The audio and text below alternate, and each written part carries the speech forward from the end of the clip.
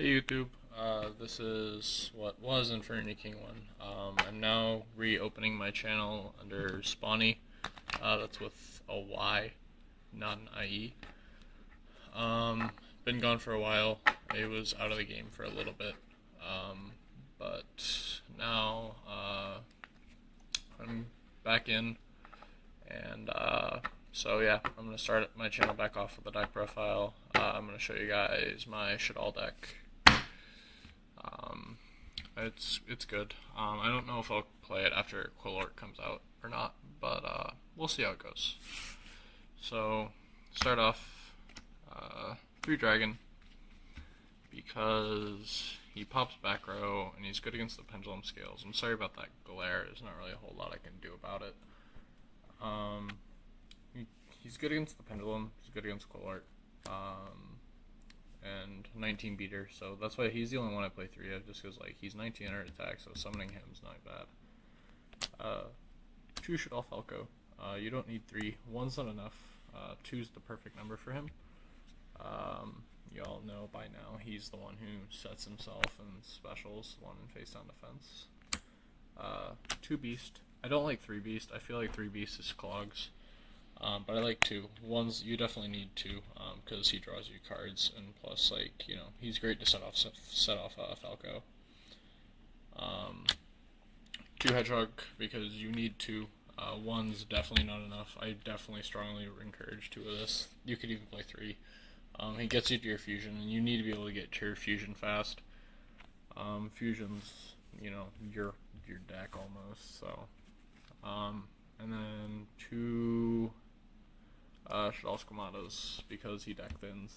You could play 1 of him if you really wanted to. He's really the only one, in my opinion, that's not mandatory to at least 2.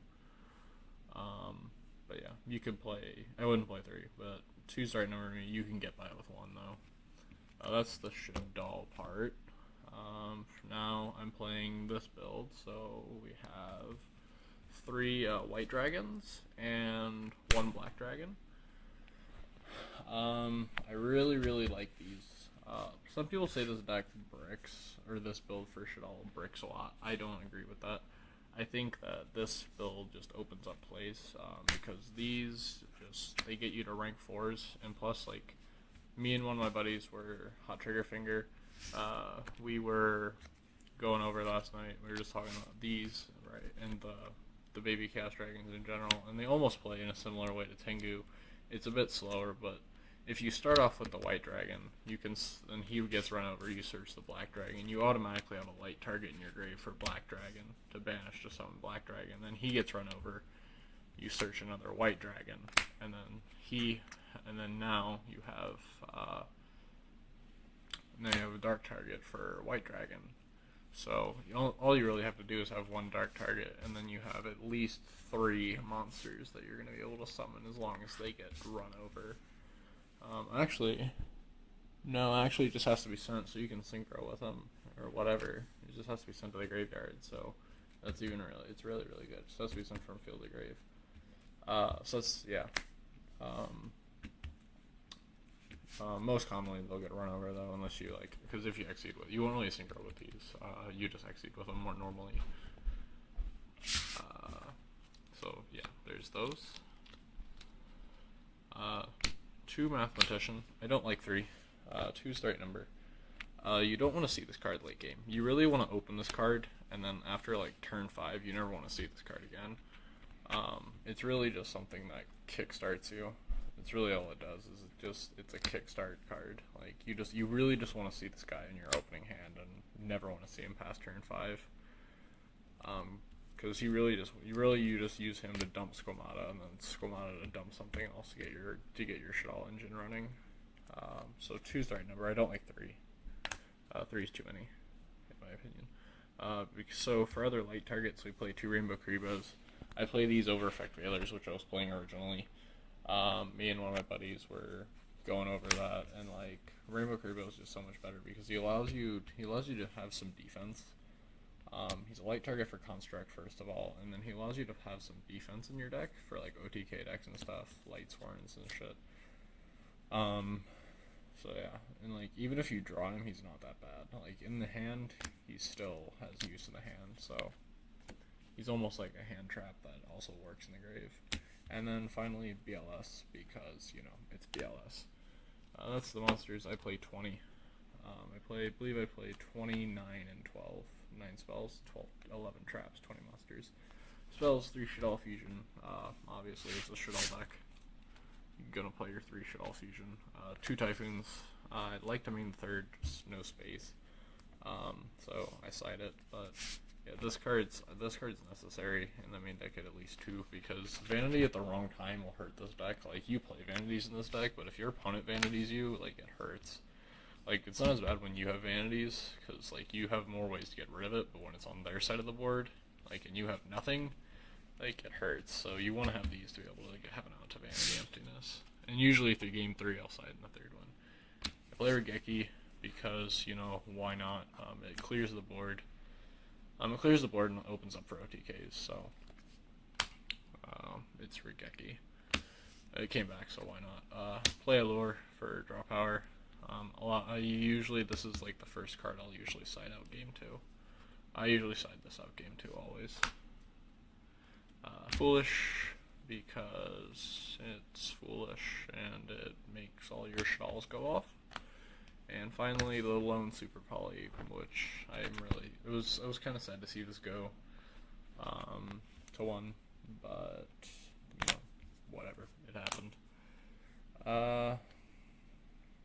Next up, traps, we have the 3 Sinister Shadow games because it's standard for Shaddoll.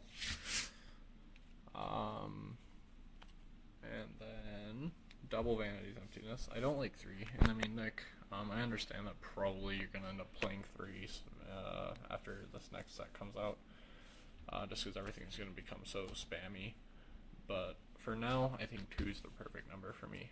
I like 2 because I still see it consistently, but like I don't, because like this card can, as I said, this card can hurt you if it's activated at the wrong time. Like literally, you only want to activate this in Shaddoll once you've established a board, and it basically just secures you the game. So double Trap Stun. This card is amazing in this format. Trap Stun's so good.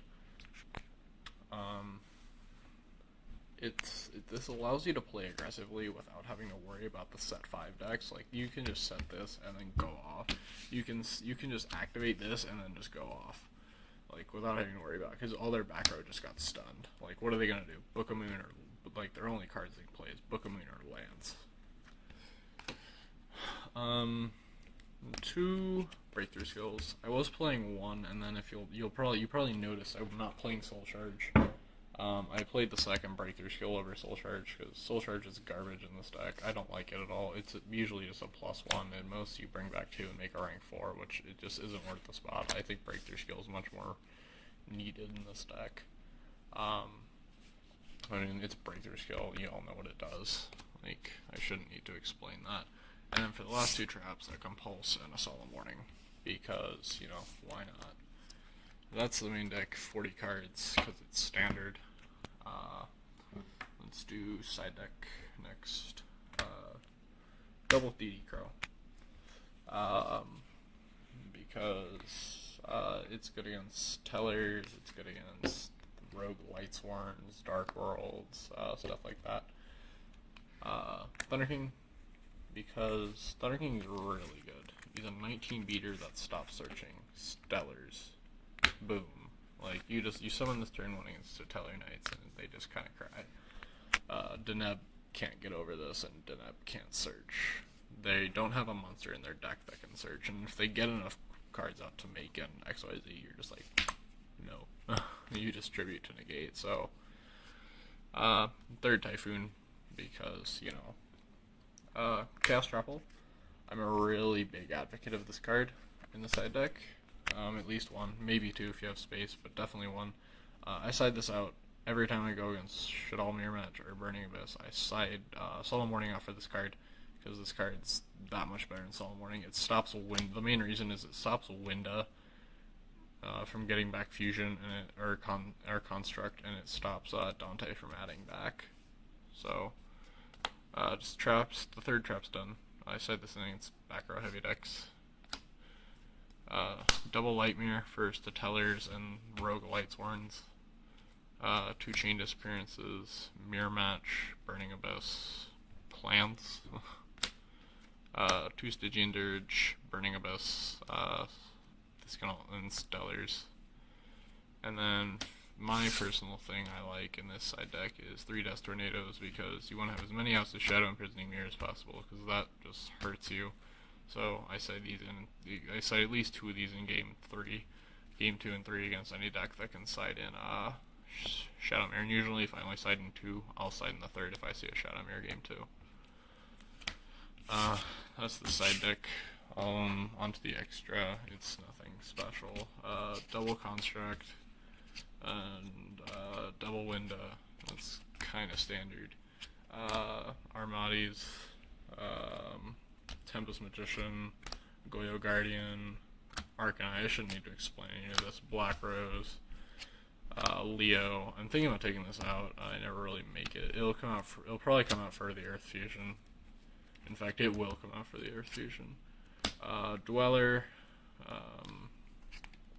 Laval Change. This card's amazing in this deck. You turn 1, you just dump something, and then if it's still on field, you stack BLS.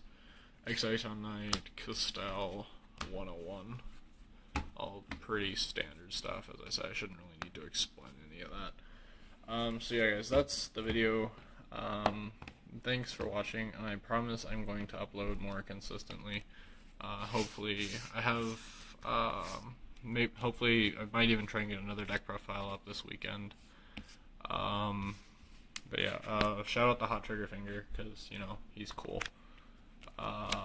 Yeah, we help each other out a lot. So yeah, my dueling network is Spawn of the Devil. That's Spawn space of space the space devil. And so yeah, if you want to duel, that's where you'll probably find me. For now, guys, peace out. Hopefully I'll be back soon. Peace.